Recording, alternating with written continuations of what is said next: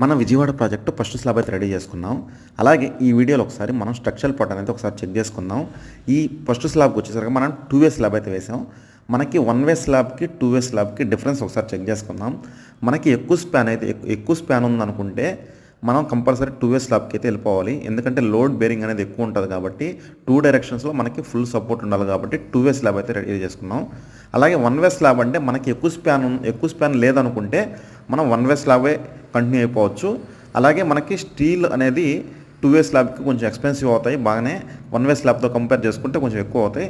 2 వే slab ఎక్కువ span ఉంటేనే compulsory మనం 2 వే స్లాబ్కి అయితే వెళ్ళొచ్చు, లేదంటే 1 వే స్లాబ్ అయితే మీకు సరిపోతుంది. అలాగే ఈ వీడియోలో ఇంకో పాయింట్ ఏంటంటే మనకి బీమ్స్ ఎక్కడైతే రన్ చేస్తామో మన కాలమ్స్ ఎడ్జ్లో మాత్రం కటింగ్ అనేది రాకూడదు. రాడ్ ఫుల్ లెంత్ బార్స్ వేసుకోవాలి. ఒక వేస్టేజ్ ఉన్న ఎక్స్ట్రా రాడ్ కింద వాడుకోవచ్చు. కానీ మనం ఎక్కడైతే కాలం ఉందో ఆ కాలం ఏరియాలో వచ్చేసరికి మనకి ఎండింగ్ అనేది ఉండకూడదు రాడ్.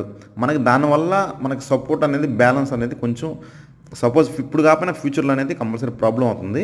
అలాగే మనకి ఎక్కువ స్పాన్ ఉన్న ఏరియాలో కొంచెం డయా పెంచుకోవచ్చు. అన్ని కాలమ్స్కి ఏంటంటే 16 mm వేసాం.